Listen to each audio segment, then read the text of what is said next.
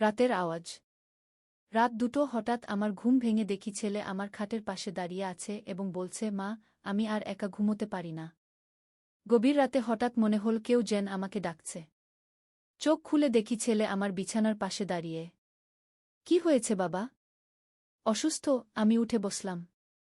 সে মাথা নাড়ল। মা, আমার ঘুম আসছে না। একা একা থাকতে ভয় লাগে গু। কি রকম ভয়? আমি চিন্তিত হয়ে গেলাম। মা, আমি স্বপ্ন দেখি তুমি আমাকে ছেড়ে চলে যাচ্ছ। বিয়ে দিয়ে দিচ্ছ অন্য কোনো মেয়ের সাথে। আমি একা হয়ে যাচ্ছি। কি তার গলার স্বর কাঁপছিল। আমি তার মাথায় হাত বুলিয়ে বললাম, এসব কি ভাবিস? আমি তো তোর মা, কোথাও যাব না। সে আমার পাশে বিছানায় বসল। মা, তুমি জানো না আমি তোমাকে কতটা ভালোবাসি। অন্য মায়েরা যেমন তাদের ছেলেদের ভালোবাসে, আমার ভালোবাসা তার চেয়ে অনেক বেশি গু। সেটা স্বাভাবিক বাবা, তুই তো আমার একমাত্র সন্তান। আমি তার কপালে চুমু দিতে গেলাম। কিন্তু সে আমার হাত ধরে ফেল। মা, আমার ভালোবাসা মায়ের প্রতি সন্তানের ভালোবাসা নয়। আমি তোমাকে ভালোবাসি একজন পুরুষ যেমন একজন নারীকে ভালোবাসে গি। আমার বুক ধড়ফড় করতে লাগল। কি বলছিস তুই? মা, আমি তোমাকে বিয়ে করতে চাই। তুমি আমার স্ত্রী হও। আমরা একসাথে ঘুমোব, একসাথে থাকব। আমি তোমাকে খুশি রাখব। সুখদেব রাতের অন্ধকারে তার চোখ জ্বলজ্বল করছিল। এই গল্পটি সম্পূর্ণ শুনলে আপনাদের পানি অটোমেটিক বের হয়ে যাবে, সো যত দ্রুত সম্ভব হাতের কাছে টিস্যু নিয়ে বসে পড়ুন। বিছানার চাদর যেন নষ্ট না হয় সেটা সম্পূর্ণ খেয়াল রাখার অনুরোধ জানিয়ে গল্পটি এখন শুরু করব। তার আগে সর্বশেষ অনুরোধ, দয়া করে এমন পানি বের করার গল্প নিয়মিত শুনতে আমাদের চ্যানেলটি সকলেই সাবস্ক্রাইব করুন। ধন্যবাদ। হ্যালো বন্ধুরা, আমার নাম সুমিত্রা দাস। আমার বয়স ৩৯ বছর। আমার স্বামীর নাম সুদীপ দাস, বয়স ৫১ বছর। আমাদের ২ সন্তান, তন্বী আর রঞ্জন। তন্বী ২১ বছর বয়সী, বিশ্ববিদ্যালয়ে পড়ে। রঞ্জন ১৪ বছর বয়সী, স্কুলে যায়। আমার এই অদ্ভুত গল্পটি শুরু হয়েছিল গত মাসের একটি বৃষ্টির রাতে। সেদিন বৃষ্টি এত জোরে পড়ছিল যে বাইরে বের হওয়া একেবারেই অসম্ভব হয়ে পড়েছিল। স্বামী অফিসের কাজে ঢাকায় গিয়েছিলেন ৩ দিনের জন্যে। তন্বী তার বান্ধবীর বাড়িতে রাত কাটাতে গিয়েছিল। বাড়িতে শুধু আমি আর রঞ্জন। রাত ২টো হঠাৎ আমার ঘুম ভেঙে গেল। মনে হচ্ছিল কেউ যেন আমার নাম ধরে ডাকছে। চোখ খুলে দেখি রঞ্জন আমার বিছানার পাশে দাঁড়িয়ে আছে। তার মুখটা ফ্যাকাশে, চোখে একটা অদ্ভুত চাহনি। কি হয়েছে বাবা? তুই কেন জেগে আছিস? আমি ঘড়ির দিকে তাকিয়ে বললাম। মা, আমার ভয় লাগছে। একা ঘুমোতে পারছি না। কি তার গলার স্বর কেমন যেন কাঁপছিল। আমি উঠে বসে তার হাত ধরলাম। হাত বেশ ঠান্ডা। কি রকম ভয় বাবা? স্বপ্ন দেখেছিস নাকি? মা, আমার মনে হচ্ছে তুমি আমাকে ছেড়ে কোথাও চলে যাবে। আমি একা হয়ে যাব। সে আমার হাত শক্ত করে ধরে রাখল। এসব কি ভাবিস তুই?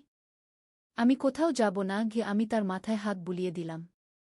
মা, তুমি জানো না আমি তোমাকে কতটা ভালোবাসি। কি তার কথায় কেমন একটা আবেগ ছিল যেটা আমাকে একটু অবাক করল। আমি জানি বাবা, তুই আমার ভালো ছেলে গু। না মা, আমার ভালোবাসা অন্যরকম। আমি তোমাকে এমনভাবে ভালোবাসি যেমন একজন পুরুষ একজন নারীকে ভালোবাসে গি। আমার সারা শরীর কেঁপে উঠল। কি বলছিস তুই? মা, আমি তোমাকে বিয়ে করতে চাই। তুমি আমার হয়ে যাও। আমরা একসাথে থাকব, একসাথে ঘুমোব গু। আমি হতবাক হয়ে গেলাম। এ কি বলছে আমার ছেলে? এত ছোট বয়সে এরকম কথা কিভাবে মাথায় আসল? রঞ্জন, তুই কি বলছিস জানিস? এসব কথা বলা ঠিক না গি। মা, আমি জানি এটা ভুল, কিন্তু আমি কিছুই করতে পারি না। আমার মন শুধু তোমাকেই চায়। এমন সময় হঠাৎ আমার মনে হল রঞ্জনের কথার মধ্যে কেমন যেন একটা কৃত্রিমতা আছে। তার চোখের দিকে ভালো করে তাকালাম। চোখে একটা অদ্ভুত ঝলক, যেটা আগে কখনো দেখিনি। রঞ্জন, তুই ঠিক আছিস তো? হঠাৎ সে হেসে উঠল। কিন্তু সেই হাসিটা আমার রঞ্জনের হাসি ছিল না। ভীষণ ভয়ানক এক হাসি। মা, আমি রঞ্জন নই গু। আমার রক্ত জমে গেল। তুই কে? আমি একটা জিন। তোমার ছেলের শরীর দখল করে নিয়েছি। আজ রাতে আমি তোমার সাথে গি। কিন্তু তার কথা শেষ হবার আগেই আমি চিৎকার করে উঠলাম। রঞ্জন! আমার রঞ্জন কোথায়? হঠাৎ সে আবার স্বাভাবিক হয়ে গেল। চোখে আগের সেই অদ্ভুত ঝলক নেই। মা, কি হল? তুমি কেন চিৎকার করছ? আমি তাকে শক্ত করে জড়িয়ে ধরলাম। তুই ঠিক আছিস? হ্যাঁ মা, আমি ঠিক আছি। কিন্তু আমার মনে হচ্ছে কেমন যেন একটা স্বপ্ন দেখেছি। খুব খারাপ স্বপ্ন। আমি বুঝলাম যে সত্যিই কোনো অশুভ শক্তি আমার ছেলের উপর প্রভাব বিস্তার করার চেষ্টা করছে। এটা নিয়ে আমাকে কিছু করতে হবে। পরের দিন সকালে আমি আমার মার কাছে ফোন করলাম। মা এসব বিষয়ে অভিজ্ঞ। তিনি বললেন, মেয়ে, এটা জিনের কাণ্ড। তোমার ছেলের উপর কোনো অশুভ আত্মা প্রভাব বিস্তার করার চেষ্টা করছে। কি করব মা? তুমি একটা জিনের ধরা পীরের কাছে যাও। তিনি এর সমাধান দেবেন। সেদিনই আমি রঞ্জনকে নিয়ে পীর সাহেবের কাছে গেলাম। পীর সাহেব রঞ্জনের দিকে তাকিয়ে বললেন, এর উপর একটা শক্তিশালী জিন ভর করেছে। এটা খুবই বিপজ্জনক। কিভাবে এটা হলো? আমি জানতে চাইলাম। তোমাদের বাড়িতে কোনো পুরনো জিনিস আছে যেটার মধ্যে জিন বাস করে? সেখান থেকে এটা তোমার ছেলেকে আক্রমণ করেছে। আমার মনে পড়ল আমাদের পুরনো আলমারিটার কথা। সেটা আমার দাদির আমল থেকে আছে। অনেক পুরনো। পীর সাহেব, সেই আলমারিটা কি করব? সেটা পুড়িয়ে ফেলতে হবে। আর তোমার ছেলেকে কিছু তাবিজ দিয়ে দিচ্ছি। এটা সাথে রাখবে। বাড়িতে ফিরে আমরা সেই পুরনো আলমারিটা বাইরে নিয়ে পুড়িয়ে ফেললাম। আলমারি পুড়তে থাকার সময় এক অদ্ভুত আওয়াজ শোনা গেল, যেন কেউ কান্নাকাটি করছে। সেই রাত থেকে রঞ্জনের সব সমস্যা দূর হয়ে গেল। সে আবার আগের মতো স্বাভাবিক হয়ে উঠল। কিন্তু আমার মনে এখনও সেই ভয়ানক রাতের স্মৃতি রয়ে গেছে। কিছুদিন পর পীর সাহেব আমাদের বাড়িতে এসে বললেন, সেই জিনটা আসলে তোমার দাদির আমল থেকেই সেই আলমারিতে বাস করত। তোমার দাদি নিয়মিত পূজাপাঠ করতেন বলে জিনটা কিছু করতে পারত না। কিন্তু এখন সে সুযোগ পেয়ে তোমার ছেলেকে আক্রমণ করেছিল। জিনটা কি চাইত? জিনটা চাইত তোমার পরিবারকে ধ্বংস করতে। সে তোমার ছেলের মাধ্যমে এমন কিছু করাতে চাইত যাতে তোমাদের পরিবার ভেঙে যায়। আমি কাঁপতে কাঁপতে বললাম, ভাগ্যিস আমি বুঝতে পেরেছিলাম। হ্যাঁ, তুমি খুব বুদ্ধিমানের কাজ করেছ। যদি আরও দেরি হতো তাহলে আরও বিপদ হতে পারত। এরপর থেকে আমরা নিয়মিত ঘরে ধূপধুনো জ্বালাতে শুরু করলাম। আর প্রতিদিন কুরআন তেলাওয়াত করতাম। বাড়িতে একটা পবিত্র পরিবেশ বজায় রাখতাম। রঞ্জন এখন একেবারে স্বাভাবিক। সে আগের মতো পড়াশোনায় মন দিয়েছে। কিন্তু মাঝে মাঝে আমার মনে হয় সেই রাতের কথা। কত বড় বিপদ থেকে আমরা বেঁচে গিয়েছি। আমার স্বামী ঢাকা থেকে ফিরে এসব শুনে প্রথমে বিশ্বাস করেননি। কিন্তু পীর সাহেবের সাথে কথা বলে তিনিও মানতে বাধ্য হলেন। এসব জিনিস সত্যিই আছে, তিনি বললেন। আমরা সবাইকে সাবধান থাকতে হবে। আমার মা বললেন, আমি আগেই বলেছিলাম, পুরনো জিনিসগুলো ভালো করে পরিষ্কার না করে ব্যবহার করা উচিত নয়। এই ঘটনার পর থেকে আমি বুঝেছি যে আমাদের চারপাশে অনেক অদৃশ্য শক্তি রয়েছে। সেগুলো থেকে বাঁচতে হলে আমাদের ধর্মীয় অনুশাসন মেনে চলতে হবে। রঞ্জন এখন কলেজে পড়ে। খুবই মেধাবী ছেলে। কিন্তু সেই রাতের কথা আমরা কখনো আলোচনা করি না। সেটা আমাদের পরিবারের একটা গোপন অধ্যায় হয়ে রয়ে গেছে। তন্বী এখন বিবাহিত। তার স্বামী খুবই ভালো ছেলে। তারা আমাদের কাছেই থাকে। আমাদের পরিবারে এখন শান্তি। কিন্তু আমি জানি যে এই শান্তি রক্ষা করতে হলে আমাদের সবসময় সাবধান থাকতে হবে। অশুভ শক্তি যে কোনো সময় আবার আক্রমণ করতে পারে। পীর সাহেব বলেছিলেন, যেসব বাড়িতে নিয়মিত নামাজ কালাম হয় সেখানে জিনভূত কম আসে। তাই আমরা এখন নিয়মিত ইবাদত বন্দেগী করি। ঘরে সূরা বাকারা তেলাওয়াত করি। আয়াতুল কুরসি পড়ি। আমার এই অভিজ্ঞতা থেকে আমি শিখেছি যে পারিবারিক বন্ধন কতটা গুরুত্বপূর্ণ। যখন অশুভ শক্তি আমাদের আক্রমণ করেছিল, তখন আমাদের পারস্পরিক ভালোবাসা আর বিশ্বাসই আমাদের রক্ষা করেছে। রঞ্জনও এখন বড় হয়েছে।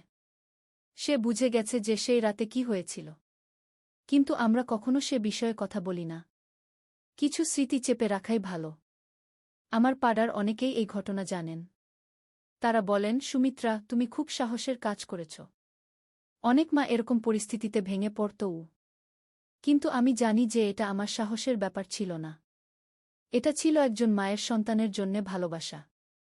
যখন দেখলাম আমার ছেলে বিপদে, তখন আমি আর কিছুই ভাবতে পারিনি। এই গল্পের শিক্ষা হচ্ছে আমাদের সবসময় সতর্ক থাকতে হবে। বিশেষ করে পুরনো জিনিসপত্র নিয়ে কাজ করার সময়। আর যদি কখনো এরকম কিছু ঘটে, তাহলে দেরি না করে ধর্মীয় নেতাদের সাহায্য নিতে হবে। আজ আমার রঞ্জন একটা সফল ছেলে। কিন্তু আমি জানি যে সেই অন্ধকার রাতে যদি আমি সঠিক সিদ্ধান্ত না নিতাম তাহলে আজ হয়তো আমাদের পরিবারের অবস্থা অন্যরকম হতো।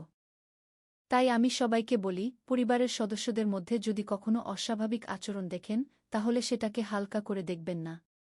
দ্রুত পদক্ষেপ নিন। আমার এই অভিজ্ঞতা আমাকে আরও ধার্মিক করে তুলেছে।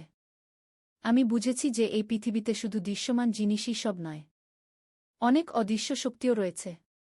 আর সবচেয়ে বড় কথা, পরিবারের সদস্যদের প্রতি আমাদের ভালোবাসা আর যত্নই আমাদের সবচেয়ে বড় শক্তি। যখন আমরা একসাথে থাকি তখন কোনো অশুভ শক্তিই আমাদের হারাতে পারে না। এই গল্পটি আমি আমার অভিজ্ঞতা থেকে বলেছি, কিন্তু এর পরেও আরও অনেক ঘটনা ঘটেছে যা আমার জীবনকে আরও জটিল করে তুলেছে। সেই ঘটনার ৬ মাস পর আরেকটি বিচিত্র ব্যাপার ঘটল। আমাদের বাড়ির পাশের পুরনো কবরস্থানে রাতের বেলা অদ্ভুত আলো দেখা যেতে লাগল।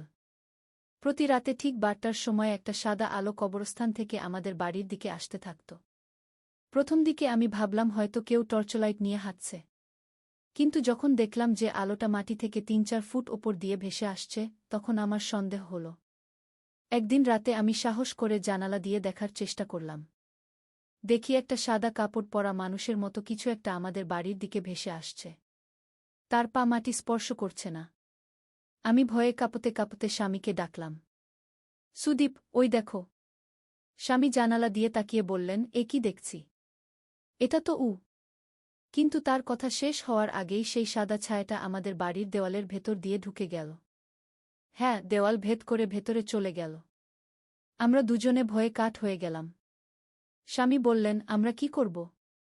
পীর সাহেবকে ফোন করি। পীর সাহেবকে ফোন করে সব খুলে বললাম। তিনি বললেন, আপনাদের বাড়িতে একটা আত্মা এসেছে। কাল সকালে আমি আসছি। সেই রাতটা আমরা একদম ঘুমাতে পারলাম না। বাচ্চাদের সাথে একই ঘরে রাত কাটালাম। রঞ্জন বারবার বলছিল, মা, আমার মনে হচ্ছে কেউ আমাদের দেখছে।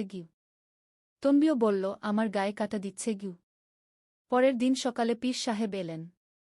তিনি পুরো বাড়ি ঘুরে দেখলেন। তারপর বললেন, এই বাড়িতে একটা অশান্ত আত্মা এসেছে। এটা কবরস্থান থেকে এসেছে। কেন এসেছে আমি জানতে চাইলাম। এর কোনো কারণ দরকার নেই। কখনো কখনো আত্মারা শুধু বিচরণ করে, কিন্তু এটা বিপজ্জনক। এটা আপনাদের পরিবারের ক্ষতি করতে পারে। পীর সাহেব আমাদের বাড়িতে বিশেষ পদ্ধতিতে কিছু দোয়া দরুদ পড়লেন। ৪ কোণায় কিছু তাবিজ ঝুলিয়ে দিলেন। বললেন, এখন থেকে প্রতিদিন মাগরিবের সময় আয়ান দেবেন আর সূরা বাকারা তেলাওয়াত করবেন। কিন্তু সেই রাতেই আবার সেই সাদা ছায়া দেখা গেল। এবার সেটা আমাদের ঘরের ভেতর ঢুকে রঞ্জনের বিছানার পাশে দাঁড়াল। রঞ্জন চিৎকার করে উঠল, মা, কেউ একজন আমার পাশে দাঁড়িয়ে আছে। আমরা সবাই দৌড়ে গেলাম। দেখি রঞ্জন কাঁপছে। মা, একজন বুড়ো মানুষ আমার পাশে দাঁড়িয়েছিল। সে বলছিল, আমার সাথে চলো। এবার আমরা বুঝলাম যে ব্যাপারটা আরও গুরুতর। পরের দিন পীর সাহেবকে আবার ডাকলাম। পীর সাহেব এসে বললেন, এই আত্মাটা খুবই শক্তিশালী। এটা কোনো সাধারণ আত্মা নয়। এটা একটা পুরনো আত্মা, অনেকদিন ধরে কবরস্থানে ছিল। এর সমাধান কি? এটার জন্যে আমাকে বিশেষ ব্যবস্থা নিতে হবে। আপনারা ৩ দিন বাড়ি ছেড়ে অন্য কোথাও থাকুন। আমি এই ৩ দিনের সব ঠিক করে দেব। আমরা আমার মায়ের বাড়িতে গিয়ে ৩ দিন থাকলাম। পীর সাহেব প্রতিদিন আমাদের বাড়িতে গিয়ে বিশেষ আমল করতেন। ৩ দিন পর যখন বাড়ি ফিরলাম তখন পীর সাহেব বললেন, আত্মাটাকে তার নিজের জগতে পাঠিয়ে দিয়েছি। এখন আর কোনো সমস্যা হবে না। সত্যিই সেই রাত থেকে আর কোনো অস্বাভাবিক ঘটনা ঘটেনি। কিন্তু এই ঘটনা আমাদের পরিবারে একটা গভীর প্রভাব ফেল। তন্বী বলল, মা, আমার বিয়ের পর আমি এই বাড়িতে থাকতে চাই না। রঞ্জনও বলল, আমাদের অন্য কোথাও চলে যাওয়া উচিত। কিন্তু স্বামী বললেন, এটা আমাদের পূর্বপুরুষের বাড়ি, এখানেই থাকব। তবে আরও বেশি সাবধান থাকতে হবে। পীর সাহেব বলেছিলেন, এই বাড়ির আশেপাশের পরিবেশ কিছুটা সমস্যার। কবরস্থান এত কাছে থাকলে মাঝে মাঝে এরকম হয়। তাহলে কি করব? আপনারা নিয়মিত ধর্মীয় অনুশাসন পালন করুন। প্রতিদিন নামাজ পড়ুন, কুরআন তেলাওয়াত করুন। বাড়িতে সবসময় পবিত্র পরিবেশ রাখুন। এরপর থেকে আমরা খুবই সতর্ক হয়ে গেলাম। প্রতিদিন ৫ ওয়াক্ত নামাজ পড়তাম। সকালে আর সন্ধ্যায় কুরআন তেলাওয়াত করতাম। কিন্তু ৬ মাস পর আবার নতুন একটা সমস্যা দেখা দিল। এবার সমস্যা হল তনবির সাথে। তনবি হঠাৎ করে খুব অদ্ভুত আচরণ করতে শুরু করল। সে রাতের বেলা ঘুমের মধ্যে কথা বলত, কিন্তু সেটা তার নিজের গলার স্বর ছিল না। একদিন রাতে আমি শুনলাম তনবি কারো সাথে কথা বলছে। তার গলার স্বর অনেক ভারী, যেন কোনো বয়স্ক মানুষের। আমি তার ঘরে গিয়ে দেখি সে ঘুমিয়ে আছে, কিন্তু মুখ দিয়ে কথা বের হচ্ছে। কে তুমি? সে বলছিল। তারপর থামল। তারপর আবার বলল, আমি তোমার সাথে যেতে পারব না গি। আমি ভয় পেয়ে তাকে জাগিয়ে দিলাম। তনবি, কার সাথে কথা বলছিলি? আমি তো ঘুমিয়েছিলাম মা। কথা বলিনি তো উ। তুই ঘুমের মধ্যে কথা বলছিলি উ। আমি কিছু মনে করতে পারছি না। তবে একটা অদ্ভুত স্বপ্ন দেখছিলাম গ। কী রকম স্বপ্ন? দেখলাম একটা বুড়ো মানুষ আমাকে তার সাথে কোথাও যেতে বলছে। আমি যেতে চাইছি না ঘি। আমার মনে পড়ল রঞ্জনের কথা। সেও তো বলেছিল বুড়ো মানুষের কথা। পরের দিন পীর সাহেবকে ফোন করলাম। তিনি এসে তনবিকে দেখলেন। তারপর বললেন, এই মেয়েটার উপর একটা আত্মা প্রভাব বিস্তার করার চেষ্টা করছে গি। কিন্তু আপনি তো বলেছিলেন আত্মাটাকে চলে যেতে বলেছেন গি। হ্যাঁ, কিন্তু এটা ভিন্ন আত্মা। এটা সেই একই কবরস্থান থেকে এসেছে, কিন্তু আলাদা আত্মা গু। কেন তনবিকে টার্গেট করছে? তনবির বয়স এখন 21। এই বয়সে মেয়েদের আত্মিক শক্তি কম থাকে। তাই আত্মারা তাদের সহজে প্রভাবিত করতে পারে কি। পীর সাহেব তনবিকে কিছু তাবিজ দিলেন। বললেন, এগুলো সবসময় সাথে রাখবে। আর রাতে ঘুমানোর আগে আয়াতুল কুরসি পড়বে গি। কিন্তু পরের রাতেই আবার সমস্যা হল। এবার তনবি ঘুমের মধ্যে উঠে বসল। তার চোখ খোলা, কিন্তু সে ঘুমিয়ে আছে। পরের দিন পীর সাহেব এসে বললেন, এই আত্মাটা খুবই জেদি। এটা সহজে ছাড়বে না ই। তাহলে কি করব? আপনাদের মেয়েকে কিছুদিনের জন্যে অন্য কোথাও পাঠিয়ে দিন। আমি এখানে বিশেষ ব্যবস্থা নেব। আমরা তনবিকে তার নানির বাড়িতে পাঠিয়ে দিলাম। সেখানে সে একদম স্বাভাবিক ছিল। পীর সাহেব 1 সপ্তাহ ধরে প্রতিদিন আমাদের বাড়িতে এসে বিশেষ আমল করলেন। তিনি বললেন, এই আত্মাটা এই বাড়ির সাথে কোনোভাবে যুক্ত উ। কিভাবে? হয়তো এই বাড়ির কোনো পুরনো বাসিন্দার আত্মা। অথবা কবরস্থানের কোনো আত্মা যে এই বাড়ির প্রতি আকর্ষিত। এটা কি আগেও এই বাড়িতে ছিল? সম্ভবত। তবে আপনাদের পরিবারে ধর্মীয় পরিবেশ বেশি হওয়ায় আগে সক্রিয় ছিল না আগে। তাহলে এখন কেন সক্রিয় হল? কোনো কারণে এর শক্তি বেড়েছে। হয়তো কবরস্থানে কোনো নতুন সমাধি হয়েছে গি। আমার মনে পড়ল, গত মাসে আমাদের পাড়ার একজন বৃদ্ধ মারা গিয়েছিলেন। তাকে ওই কবরস্থানেই দাফন করা হয়েছিল। পীর সাহেব, গত মাসে করিম চাচাকে ওই কবরস্থানে দাফন করা হয়েছিল উ। আহা! সেটাই হতে পারে। নতুন সমাধির কারণে পুরনো আত্মাগুলো সক্রিয় হয়ে উঠেছে গি। পীর সাহেব আরও কিছুদিন আমল করার পর বললেন, এখন ঠিক হয়ে গেছে। তনবিকে ফিরিয়ে আনুন গ। তনবি ফিরে এলো। প্রথম কয়েকদিন সবকিছু স্বাভাবিক ছিল। কিন্তু 1 সপ্তাহ পর আবার সেই সমস্যা শুরু হল। এবার আমরা বুঝলাম যে এই বাড়িতে থেকে এই সমস্যার স্থায়ী সমাধান হবে না। স্বামী বললেন, আমাদের অন্য কোথাও চলে যেতে হবে গি। তনবিও বলল, মা, আমি আর এই বাড়িতে থাকতে পারব না গি। রঞ্জন বলল, আমারও ভয় লাগে গু। শেষ পর্যন্ত আমরা সিদ্ধান্ত নিলাম যে এই বাড়ি ছেড়ে চলে যাব। আমরা শহরের অন্য এলাকায় একটা নতুন বাড়ি ভাড়া নিলাম। সেখানে চলে যাওয়ার পর আর কোনো অস্বাভাবিক ঘটনা ঘটেনি। তনবি স্বাভাবিক হয়ে গেল। রঞ্জনও আগের মতো হয়ে উঠল। কিন্তু আমার মনে এখনও সেই পুরনো বাড়ির স্মৃতি রয়ে গেছে। কত রহস্য লুকিয়ে ছিল সেই বাড়িতে। পীর সাহেব বলেছিলেন, সব বাড়িতে এরকম হয় না। কিছু কিছু জায়গা থাকে যেখানে অতিপ্রাকৃত শক্তি বেশি সক্রিয় থাকে গি। আমাদের সেই পুরনো বাড়িটা এখনও খালি পড়ে আছে। কেউ সেখানে থাকতে চায় না। পাড়ার লোকজন বলে, রাতের বেলা ওই বাড়ি থেকে অদ্ভুত আওয়াজ আসে। আমি মাঝে মাঝে ভাবি, আমরা যদি সেই বাড়িতেই থেকে যেতাম তাহলে কি হতো? হয়তো আরও বড় কোনো বিপদ হতো। এই অভিজ্ঞতা আমাকে শিখিয়েছে যে আমাদের চারপাশে অনেক রহস্য রয়েছে যা আমরা বুঝতে পারি না। তনবি এখন বিবাহিত। তার সংসার খুব ভালো চলছে। রঞ্জনও বিশ্ববিদ্যালয়ে ভালো ফলাফল করছে। কিন্তু আমরা কেউই সেই পুরনো বাড়ির কথা আলোচনা করি না। সেটা আমাদের জীবনের একটা অন্ধকার অধ্যায়।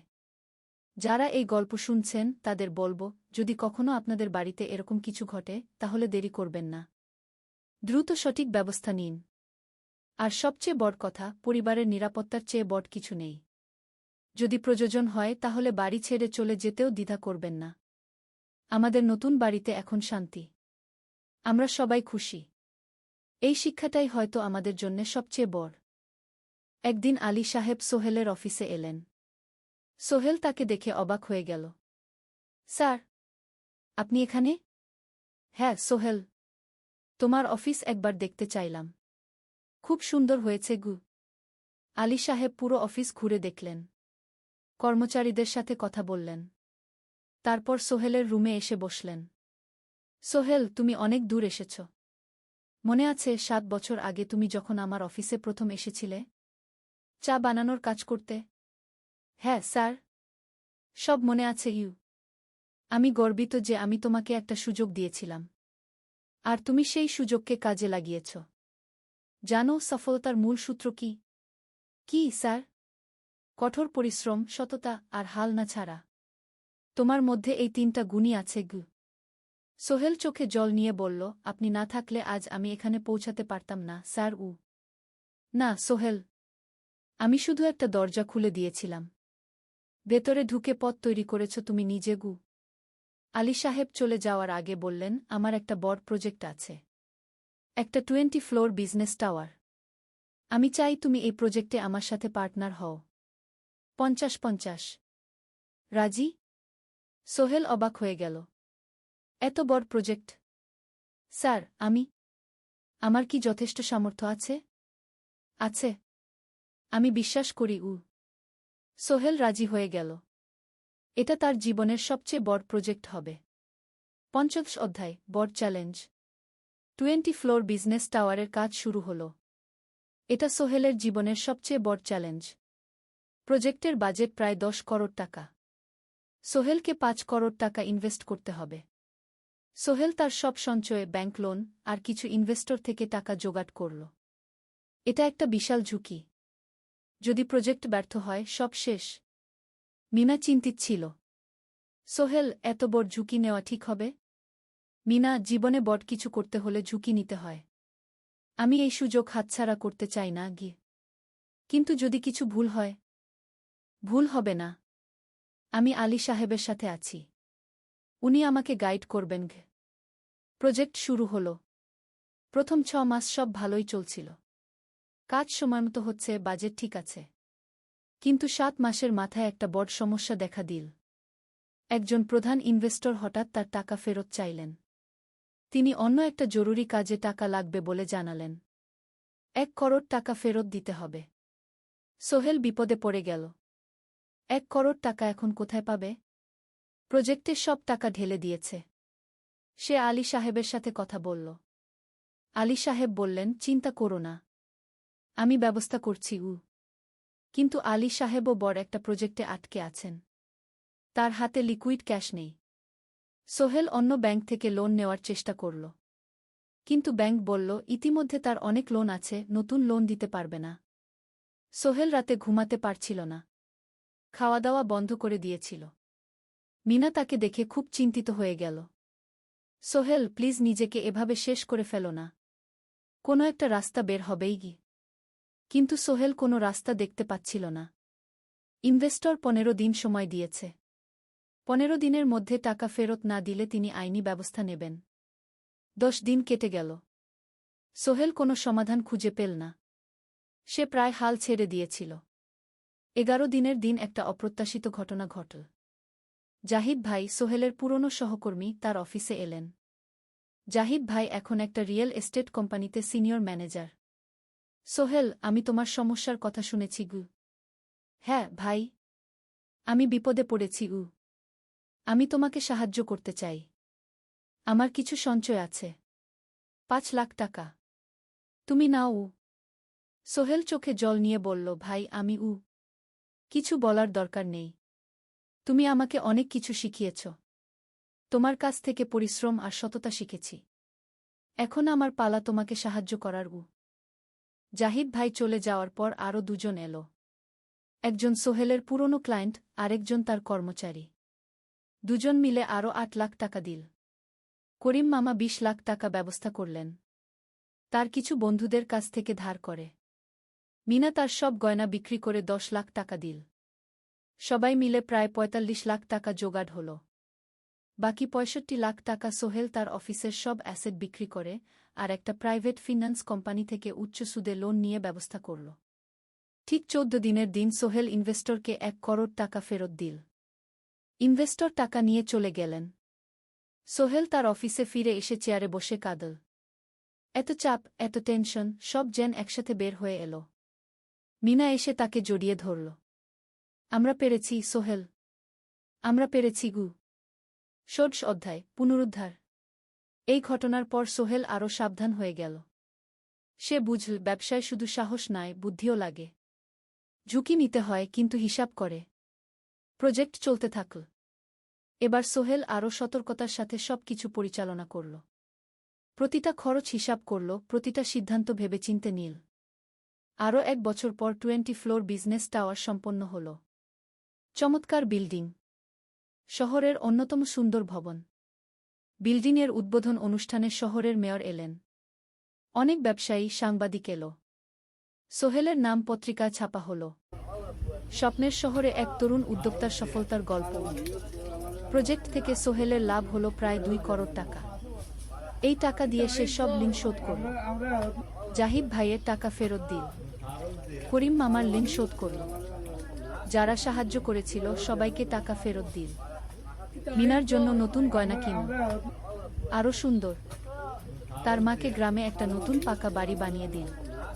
মা কাঁদতে কাঁদতে বললেন, তোর বাবা বেঁচে থাকলে কত খুশি হতো। তুই আমার সব স্বপ্ন পূরণ করেছিস। সোহেল নিজেদের জন্য একটা ফ্ল্যাট কিনল। 4 রুমের ফ্ল্যাট, সমুদ্রের কাছে। এখন আর ভাড়া বাড়িতে থাকতে হয় না। সপ্তদশ অধ্যায়, প্রতিদান। সোহেল এখন একজন প্রতিষ্ঠিত উদ্যোক্তা। কিন্তু সে তার শেখ ভোলেনি।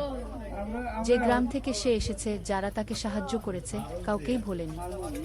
সে তার গ্রামে একটা স্কুল বানিয়ে দিল। সোহেল ফাউন্ডেশন স্কুল কো গরিব ছেলেমেয়েরা ফ্রিতে পড়তে পারবে। ভালো শিক্ষক নিযোগ দিল। ভালো পড়াশোনার ব্যবস্থা করল। শহরে একটা ফ্রি মেডিকেল ক্লিনিক খুলল। গরিব মানুষরা ফ্রিতে চিকিৎসা পাবে। প্রতি বছর 10 জন মেধাবী কিন্তু গরিব ছাত্রছাত্রীকে স্কলারশিপ দেওয়া শুরু করল। তারা বিনামূল্যে পড়াশোনা করতে পারবে। একদিন একটা টিভি চ্যানেল সোহেলের ইন্টারভিউ নিতে এলো। আপনার সফলতার গোপন সূত্র কি? সোহেল একটু ভেবে বলল, কঠোর পরিশ্রম, সততা আর হাল না ছাড়া। এই 3টা জিনিস যদি কারো মধ্যে থাকে, সে যে কোনো কিছু অর্জন করতে পারে। আর সবচেয়ে বড় কথা, যারা আমাকে সাহায্য করেছে তাদের ছাড়া আমি কিছুই না। একা কেউ সফল হতে পারে না। আপনার পরবর্তী স্বপ্ন কি? আমি চাই আরও মানুষকে সাহায্য করতে। আমার মতো যারা গ্রাম থেকে শহরে আসে, তাদের জন্য একটা ট্রেনিং সেন্টার খুলব। তারা সেখানে বিভিন্ন স্কিল শিখতে পারবে, চাকরি পাবে, নিজের পায়ে দাঁড়াতে পারবে। অষ্টাদশ অধ্যায়, নতুন প্রজন্ম। আরও 5 বছর কেটে গেল। সোহেল এখন 45 বছরের। তার মেয়ে সারা এখন 9 বছরের। স্কুলে ক্লাস 4-এ পড়ে। খুব মেধাবী মেয়ে। একদিন সারা বাবাকে জিজ্ঞেস করল, বাবা, তুমি কিভাবে এত বড় হলে? আমার বন্ধুরা বলে তুমি একজন সফল মানুষ গো। সোহেল তাকে কোলে নিয়ে বসল। বাবা, তুমি জানো, তোমার দাদু ছিলেন একজন স্কুল শিক্ষক, খুব সৎ মানুষ। কিন্তু আমরা গরিব ছিলাম। আমি রিক্সা চালাতাম গো। রিক্সা? সত্যি? হ্যাঁ। তারপর আমি এই শহরে এলাম। অনেক কষ্ট করেছি, কিন্তু হাল ছাড়িনি। মানুষ আমাকে সাহায্য করেছে, আর আমি কঠোর পরিশ্রম করেছি। বাবা, আমিও কি তোমার মতো হতে পারবো? অবশ্যই পারবে বাবা। তবে মনে রেখো, সফলতা মানে শুধু টাকা পয়সা না। সফলতা মানে ভালো মানুষ হওয়া, অন্যদের সাহায্য করা, সৎ থাকা গু। সারা মাথা নাড়ল। আমি ভালো মানুষ হব বাবাগু। সোহেল তার মেয়েকে জড়িয়ে ধরল। মনে মনে ভাবল, তার জীবনের সব কষ্ট সার্থক হয়েছে। মিনা রান্নাঘর থেকে ডাকল, খাবার তৈরি। এসো উ। সোহেল সারাকে নিয়ে ডাইনিং টেবিলে গেল। ঋতু এসেছে। সে এখন বিয়ে করেছে, তার একটা ছেলে হয়েছে। সোহেলের মা মাঝে মাঝে চট্টগ্রামে বেড়াতে আসেন। আজও এসেছেন। সবাই মিলে খেতে বসো। হাসি গল্পে ভরা পরিবার। সোহেল তাকাল তার মায়ের দিকে, মিনার দিকে, সারার দিকে, ঋতুর দিকে। মনে হলো জীবনে আর কি চাই। খাওয়া শেষে সবাই বসে রইল, গল্প করছিল। হঠাৎ সোহেলের ফোন বাজে। অফিস থেকে একটা জরুরি বিষয়। সোহেল ফোন রেখে দিয়ে মিনাকে বলল, একটা নতুন প্রজেক্টের প্রস্তাব এসেছে। একটা এতিমখানা বানানোর কাজ, সরকারি প্রজেক্ট। তুমি নেবে? অবশ্যই, এটা আমার স্বপ্নের প্রজেক্ট। যেসব বাচ্চাদের বাবা মা নেই তাদের জন্য একটা সুন্দর জায়গা। মিনা হাসল। তুমি কখনো বদলাও না, এখনো অন্যদের কথা ভাবো। এটাই তো জীবন মিনা, শুধু নিজের জন্য বাঁচলে কি হবে। 49 অধ্যায়, উত্তরাধিকার। 10 বছর আরও কেটে গেল। সোহেল এখন 55 বছরের। তার চুলে পাক ধরেছে, কিন্তু শক্তি এখনো আগের মতোই। সারা এখন 19 বছরের। সে বিশ্ববিদ্যালয়ে ইঞ্জিনিয়ারিং পড়ছে। সে চায় বাবার মতো কনস্ট্রাকশন ইন্ডাস্ট্রিতে কাজ করতে। একদিন সারা বাবাকে বলল, বাবা, আমি তোমার কোম্পানিতে কাজ করতে চাই। এখনো তো তোর পড়াশোনা বাকি। জানি, কিন্তু আমি এখন থেকেই শিখতে চাই। ছুটির দিনে তোমার সাথে সাইটে যেতে চাই, দেখতে চাই কিভাবে কাজ হয়। সোহেল খুশি হয়ে গেল। তার মেয়ে তার পথ অনুসরণ করতে চায়। ঠিক আছে, কিন্তু শর্ত হলো তোকে সবকিছু নিজ থেকে শিখতে হবে। কোনো স্পেশাল ট্রিটমেন্ট পাবি না। আমি তো তাই চাই বাবাগু। সারা তার বাবার সাথে কাজ শিখতে শুরু করল। সে দেখল কিভাবে শ্রমিকরা কাজ করে, কিভাবে ম্যাটেরিয়াল বাছাই করতে হয়, কিভাবে একটা প্রজেক্ট ম্যানেজ করতে হয়। সোহেল তাকে কোনো সহজ পথ দিল না। সারাকেও সবার মতো কষ্ট করতে হলো। সাইটে রোদে দাঁড়িয়ে থাকতে হলো, শ্রমিকদের সাথে কথা বলতে হলো, কিন্তু সারা হাল ছাড়ল না। সে তার বাবার মেয়ে, পরিশ্রম করতে জানে। 3 বছর পর সারা গ্রাজুয়েট হলো। সে সোহেলের কোম্পানিতে জুনিয়র প্রজেক্ট ম্যানেজার হিসেবে যোগ দিল। সোহেল ধীরে ধীরে সারাকে বড় দায়িত্ব দিতে শুরু করল। সারা তার বাবার মতোই সৎ, পরিশ্রমী। 20 অধ্যায়, সমাপ্তি নয়, নতুন শুরু। আরও 5 বছর পর সোহেল এখন 60 বছরের। সে সিদ্ধান্ত নিল, এবার অবসর নেওয়ার সময় এসেছে। কোম্পানির দায়িত্ব সারাকে দেবে। একটা অনুষ্ঠান করা হলো। সোহেল আনুষ্ঠানিকভাবে কোম্পানির চেয়ারম্যান পদ থেকে অবসর নিল। সারা হলো নতুন ম্যানেজিং ডিরেক্টর। সোহেল তার বক্তব্যে বলল, আমি যখন এই শহরে এসেছিলাম আমার পকেটে ছিল মাত্র 5,000 টাকা, একটা ছোট্ট ব্যাগ, আর অনেক স্বপ্ন। আজ 40 বছর পর আমি পেছনে ফিরে তাকাই, দেখি একটা দীর্ঘ পথ। সেই পথে অনেক কষ্ট ছিল, অনেক বাধা ছিল, কিন্তু ছিল অনেক ভালোবাসাও, অনেক মানুষের সাহায্যও। আমি বিশ্বাস করি সফলতা একা আসে না, এটা আসে অনেক মানুষের সমর্থন, ভালোবাসা আর বিশ্বাস নিয়ে। আমি যা কিছু অর্জন করেছি তা আমার একার না, এটা আমার পরিবারের, আমার কর্মচারীদের, আমার বন্ধুদের, সবার। আজ আমি আমার মেয়ে সারার হাতে এই দায়িত্ব তুলে দিচ্ছি। আমি জানি সে আমার চেয়ে ভালো করবে, কারণ সে শিখেছে আমার ভুল থেকে, আমার অভিজ্ঞতা থেকে। অনুষ্ঠান শেষ হলো, সবাই চলে গেল। সোহেল আর মিনা অফিসে একা দাঁড়িয়ে রইল। মিনা, মনে আছে আমরা প্রথম কখন দেখা হয়েছিলাম? হ্যাঁ, তোমার সেই ছোট্ট মুদি দোকানে। তুমি বিস্কুট কিনতে এসেছিলে। কে ভেবেছিল সেই দিন থেকে আমাদের এই পর্যস্বপ্নের শহর। প্রথম অধ্যায়, যাত্রা শুরু। সকাল 7টা বেজে গেছে। ঢাকার কমলাপুর রেল স্টেশনে মানুষের ভিড়। চারদিকে চা বিস্কুট বিক্রেতাদের চিৎকার, ট্রেনের হর্ন আর যাত্রীদের কোলাহল। এই বিশাল ভিড়ের মধ্যে একটা ছোট্ট ব্যাগ হাতে দাঁড়িয়ে আছে সোহেল। বয়স মাত্র 22। গায়ের রং শ্যামলা, চোখে স্বপ্নের ঝিলিক। ভাইজা, চট্টগ্রামের টিকিট আছে? সোহেল টিকিট কাউন্টারের সামনে দাঁড়িয়ে জিজ্ঞেস করল। আছে। 30 টাকা। কাউন্টারের লোকটা উত্তর দিল। সোহেল তার পকেট থেকে টাকা বের করল। মোট 5,000 টাকা। এই টাকা সে জমিয়েছে গত 3 বছরে রিক্সা চালিয়ে। তার স্বপ্ন ছিল চট্টগ্রাম গিয়ে একটা ভালো চাকরি পাওয়া। গ্রামে আর থাকতে চায় না সে। বাবা মারা গেছেন 10 বছর আগে। মা আর ছোট বোন ঋতুকে নিয়ে সংসার চালাচ্ছিল রিক্সা চালিয়ে। কিন্তু এভাবে তো আর সারা জীবন চলবে না। টিকিট কেটে সোহেল প্ল্যাটফর্মে এলো। ট্রেন ছাড়বে আর মাত্র 15 মিনিট পরে। সে একটা বেঞ্চে বসে পড়ল, ব্যাগটা বুকের কাছে চেপে ধরল। এই ব্যাগে আছে তার সব সম্পদ, কিছু কাপড়, একটা ছোট্ট ফটো ফ্রেমে বাবা মায়ের ছবি, আর কিছু টাকা। কোথায় যাচ্ছেন? পাশে বসা একজন বয়স্ক মানুষ জিজ্ঞেস করলেন। চট্টগ্রাম কাকা। চাকরি খুঁজতে যাচ্ছি কি? সোহেল বিনয়ের সাথে উত্তর দিল। ভালো, তবে শহরে সাবধানে থাকবেন। শহর মানে অনেক সুযোগ, কিন্তু অনেক ফাঁদও আছে, বয়স্ক লোকটা বললেন। সোহেল মাথা নাড়ল। সে জানে শহরের জীবন সহজ না, কিন্তু তার কোনো বিকল্প নেই। গ্রামে রিকশা চালিয়ে মাসে ৩,৫০০ টাকা আয় হতো। তার মধ্যে সংসার চালাতে হতো, বোনের স্কুলের খরচ দিতে হতো, মায়ের ওষুধের খরচ দিতে হতো। কিছুই বাঁচত না। আর এই জীবন থেকে বেরোনোর একটাই পথ, শহরে গিয়ে ভালো কাজ খুঁজে নেওয়া। সোহেল মনে মনে ভাবল তার বাবার কথা। বাবা ছিলেন একজন স্কুল শিক্ষক, খুব সৎ মানুষ ছিলেন। সবসময় বলতেন, সোহেল, তুই লেখাপড়া শিখে বড় মানুষ হবি। আমাদের পরিবারে আর কেউ বড় চাকরি করেনি, তুই করবি। কিন্তু বাবা যখন মারা গেলেন, তখন সোহেল মাত্র এসএসসি পরীক্ষা দিয়েছে। ফলাফল ভালো হয়েছিল, জিপিএ অর্ধচতুর। কিন্তু বাবার মৃত্যুর পর আর পড়া হলো না। পরিবারের দায়িত্ব নিতে হলো। ট্রেন ছাড়ল। সোহেল জানালার পাশে বসে বাইরে তাকাল। ধানক্ষেত, নদী, ছোট ছোট গ্রাম, সব পেছনে ফেলে ট্রেন এগিয়ে চল। সোহেলের মনে হলো সে যেন তার পুরনো জীবনটাকেও পেছনে ফেলে আসছে। ট্রেনে একজন হকার এসে চা বিক্রি করছিল।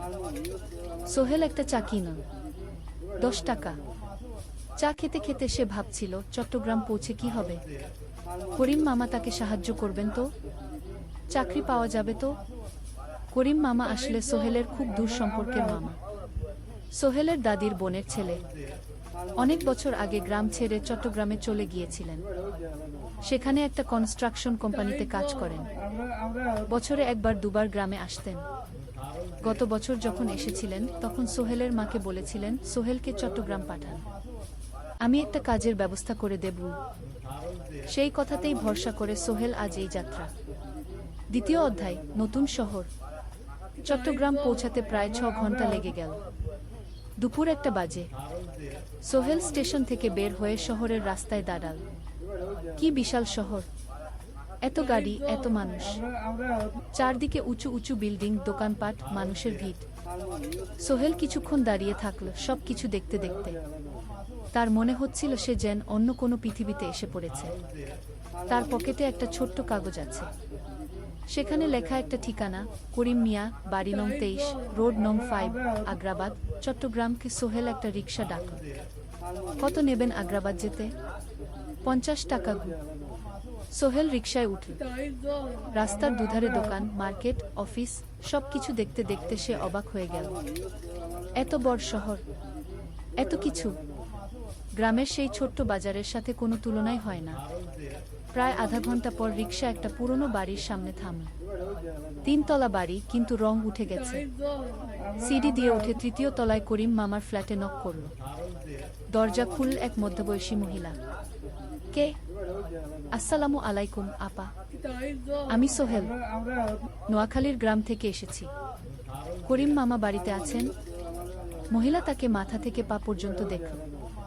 করিম তো অফিসে গেছে। তুমি কে? কোথা থেকে এসেছ? সোহেল সব খুলে বলল। মহিলা তাকে ভেতরে ঢুকতে দিল। বসো। করিম সন্ধ্যায় ফিরবে। ফ্ল্যাটটা ছোট, 2টো রুম, একটা ছোট্ট রান্নাঘর আর একটা বাথরুম। কিন্তু সোহেলের কাছে খুব সুন্দর লাগল। গ্রামের সেই টিনের ঘরের চেয়ে তো অনেক ভালো। মহিলা তার নাম জানাল, সালমা, করিম মামার স্ত্রী। তাদের 2টো ছেলে, একজন ক্লাস 8-এ পড়ে, আরেকজন ক্লাস 5-এ। খেয়েছো? সালমা আপা জিজ্ঞেস করল। না আপা, অপেক্ষা করো, ভাত আছে, মাছ আছে, খাও। সোহেল প্রথমে রাজি হতে চাইল না, কিন্তু খুব খিদে পেয়েছিল।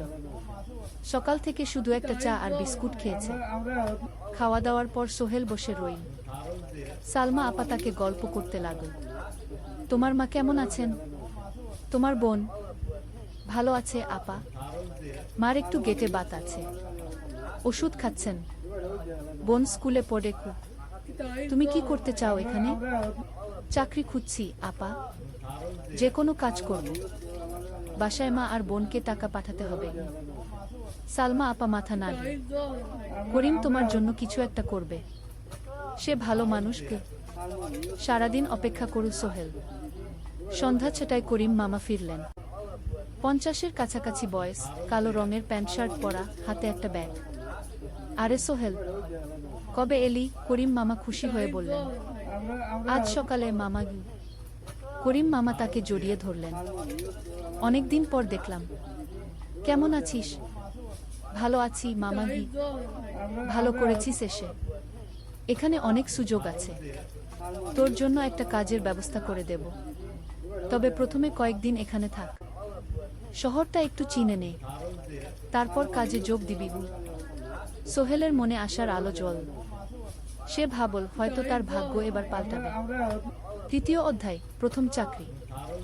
এক সপ্তাহ পরে করিম মামা সোহেলকে তার কোম্পানিতে নিয়ে গেলেন। কোম্পানির নাম আলামিন কনস্ট্রাকশন। অফিসটা শহরের কেন্দ্রে, 5 তলা একটা বিল্ডিংয়ের দোতলায়। মালিক আলী সাহেব, 50-এর কাছাকাছি বয়স, মোটা চেহারা, চোখে সোনার ফ্রেমের চশমা। বড়লোক মানুষ, কিন্তু খুব কড়া। এই ছেলেটাকে কি কাজে লাগাবেন? আলী সাহেব করিম মামাকে জিজ্ঞেস করলেন। স্যার, ও আমার আত্মীয়, গ্রাম থেকে এসেছে, খুব পরিশ্রমী, যে কোনো কাজে লাগাতে পারেন। আলী সাহেব সোহেলের দিকে তাকালেন। তুমি কি পড়েছ? স্যার, এসএসসি পাস, জিপিএ অর্ধচতু। হুম, ভালো। কম্পিউটার চালাতে পারো? না স্যার, পারি না, কিন্তু শিখতে চাই। আলী সাহেব একটু ভাবলেন। ঠিক আছে, তোমাকে অফিসের কাজে রাখব। ফাইল গুছানো, চা বানানো, কাগজপত্র নিয়ে যাওয়া, না এসব। মাসে 5,000 টাকা। রাজি আছো? জি স্যার। সোহেল খুশি হয়ে গেল। 5,000 টাকা? রিক্সা চালিয়ে 3,500 পেত। এখানে 5,000। কাজ শুরু হলো পরদিন থেকে। সকাল 8টায় অফিসে যেতে হয়, ফিরতে হয় সন্ধ্যা 7টায়। প্রথম দিন সোহেল ঘুম থেকে উঠল ভোর 5টায়। তৈরি হয়ে 7:30টায় অফিসের উদ্দেশ্যে বের হলো। করিম মামার বাড়ি থেকে অফিস প্রায় 5 কিলোমিটার। বাসে যেতে হয়। অফিসে পৌঁছে সোহেল দেখল সেই প্রথম আলী সাহেব এখনো আসেননি। অফিস খোলা ছিল না। আর 10 মিনিট পর একজন লোক এসে অফিস খুলল। তুমি নতুন? জি, আমি সোহেল। আমি জাহিদ, অ্যাসিস্ট্যান্ট ম্যানেজার। এসো। জাহিদ ভাই সোহেলকে সবকিছু দেখাল। অফিসে মোট 6 জন কর্মচারী, 2 জন ইঞ্জিনিয়ার, একজন অ্যাকাউন্ট্যান্ট, একজন অ্যাসিস্ট্যান্ট ম্যানেজার, জাহিদ ভাই, একজন রিসেপশনিস্ট, আর এখন সোহেল। সোহেলের কাজ শুরু হলো চা বানানো দিয়ে।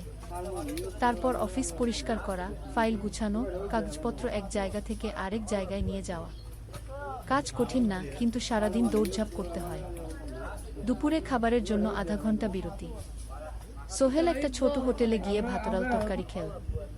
50 টাকা। সন্ধ্যায় অফিস বন্ধ হলো। সোহেল ক্লান্ত হয়ে বাসায় ফিরল। কেমন লাগল প্রথম দিন? করিম মামা জিজ্ঞেস করলেন। ভালো মামা, অনেক কিছু শিখলাম। প্রথম মাসের শেষে সোহেল বেতন পেল 5,000 টাকা। সে 3,000 টাকা মাকে পাঠাল। মা ফোনে কাঁদতে লাগলেন। আল্লাহ তোকে ভালো রাখুক সোহেল। সোহেলের চোখেও জল এলো। তার মনে হলো সে একটা বড় কাজ করতে পেরেছে। চতুর্থ অধ্যায়, শহরের জীবন। 3 মাস কেটে গেল। সোহেল এখন শহরের সাথে মিশে গেছে। প্রতিদিন অফিসে যাওয়া আসার পথে সে দেখে হাজারো মানুষের জীবন। কেউ সফল, কেউ ব্যর্থ, কিন্তু সবাই চলছে নিজের পথে। সোহেল অফিসের কাজের পাশাপাশি কম্পিউটার শেখার চেষ্টা করছে। অফিসে একটা কম্পিউটার আছে। যখন কেউ ব্যবহার করে না, তখন সোহেল একটু একটু শেখার চেষ্টা করে। জাহিদ ভাই তাকে সাহায্য করেন। সোহেল, তুমি যদি কম্পিউটার ভালোভাবে শিখতে পারো, তাহলে তোমার ভবিষ্যৎ উজ্জ্বল। জাহিদ ভাই একদিন বললেন। কিভাবে শিখব ভাই? ট্রেনিং সেন্টারে যাও, সন্ধ্যায় ক্লাস আছে। মাসে 2,000 টাকা লাগবে কি? সোহেল ভাবল, 2,000 টাকা অনেক, কিন্তু এটা বিনিয়োগ, ভবিষ্যতের জন্য।